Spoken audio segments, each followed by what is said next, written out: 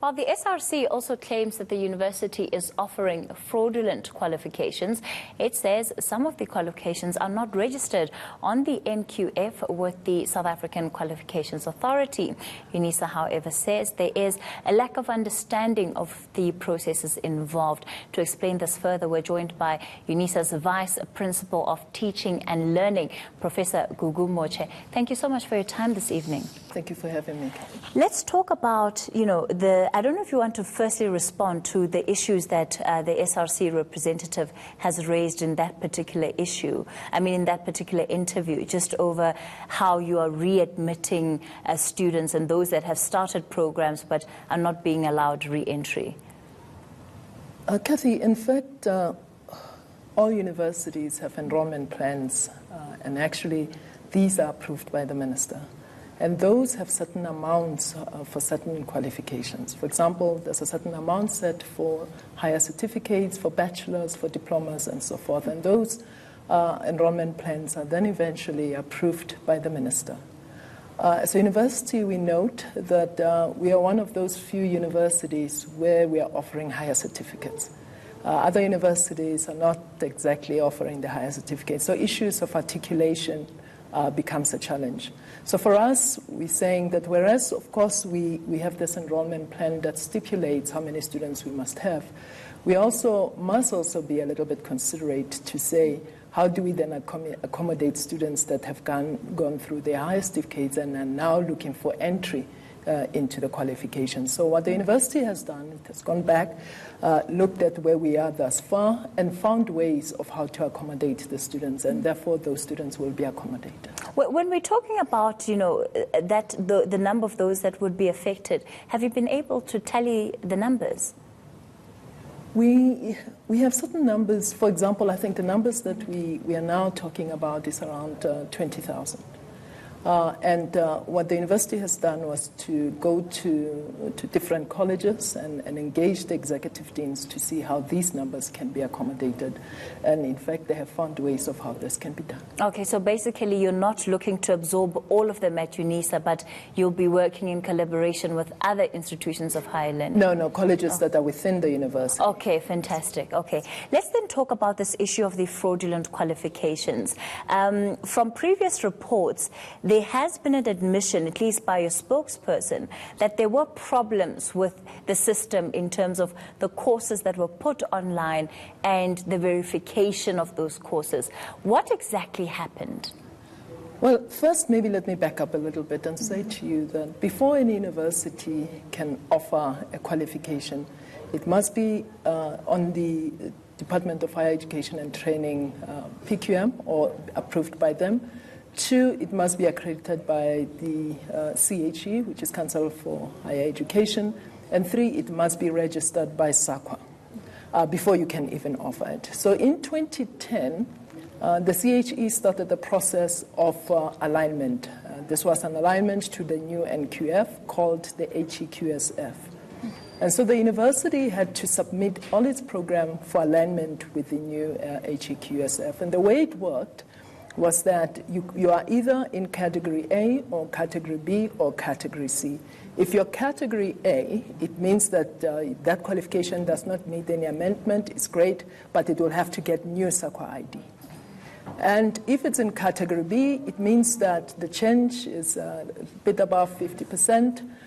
Therefore, there has to be changes to be done. C, you have to phase it out. Mm-hmm. But note that when you submit the qualifications, you must submit qualifications that already have SAQA IDs. So what has happened in the process is that in reissuing the new SAQA IDs, there's been a delay with the reissuing of new SAQA IDs. So as a result, you see that, yes, this qualification has a SAQA ID, but however, what has happened is that the registration period has lapsed. So what we did as a university, we thought that it would be irresponsible to try to offer qualifications where the SAQA ID has lapsed. So we closed qualifications where we were not sure when the SAQA ID will be coming through. And so these are, if you go onto the SAQA website, you will note that you have ones that says SAQA ID has lapsed but re-registered. Right? And you have those that have old SAQA ID, but you'll see it says under construction, but SAQA is updating their database. So what we thought we'll do as a responsible thing, the ones where we were not sure of the SAQA ID because the registration period has lapsed, we thought that we shouldn't allow new students into it. We know we will be getting updated SAQA ID, but at the point of registration and application, we still did not have those SAQA IDs. And we know this because we have been engaged in SAQA quite a bit, and we note that those are the qualifications that fell within the category where they said that there will be new SAQA IDs. Well, it sounds like it's been a process that you've been involved in for some time. Yes. Why were the students not notified of some of these changes? Because the understanding seems to be from many that their qualifications, which perhaps they're in the second year or, maybe even supposed to start the third year, those qualifications are in fact now non-existent, and so they have to start from scratch by reapplying for a different course, or that their years of schooling has been wasted. That's not true.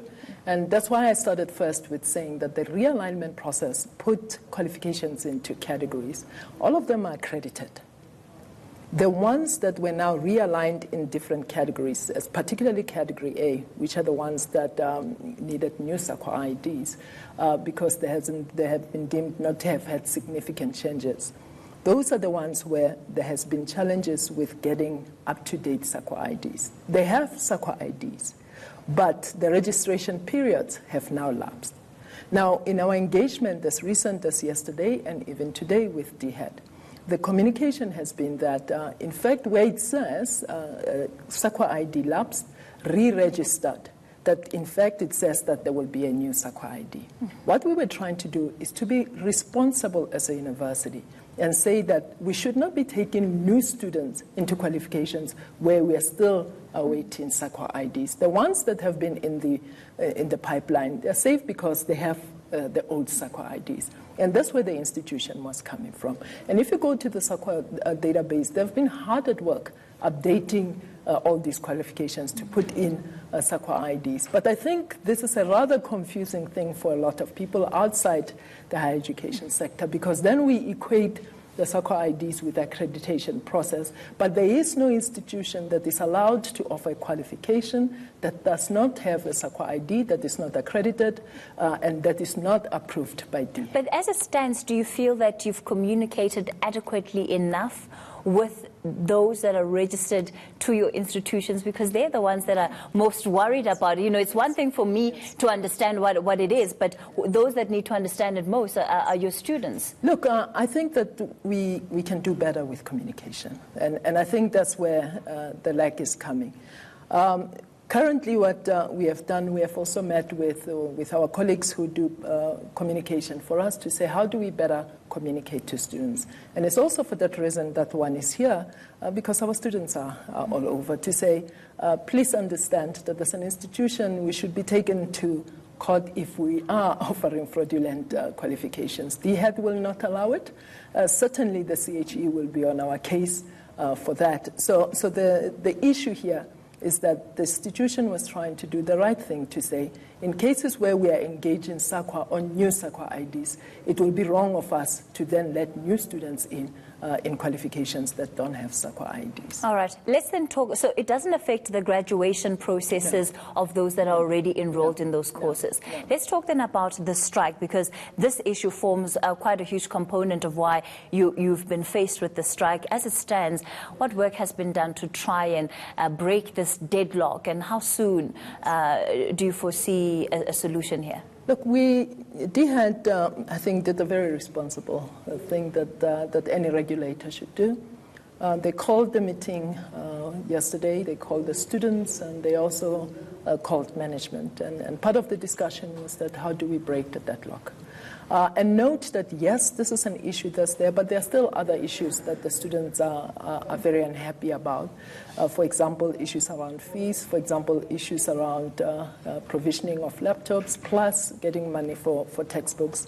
And those issues, the university is still in communication with the students on. But this one, I think, like any other student, if I was a student, I would be concerned. So like any other students, it's understandable that students will be concerned about this. But I think it's absolutely important for us to ensure and assure our students that our qualifications are accredited. What we were trying to do was to actually protect them and ensure that particularly new students are not getting into qualifications where we're still awaiting SAQA IDs. All right, let's leave it there for tonight. That was Unisa's Vice Principal of Teaching and Learning, Professor Gugu Moche.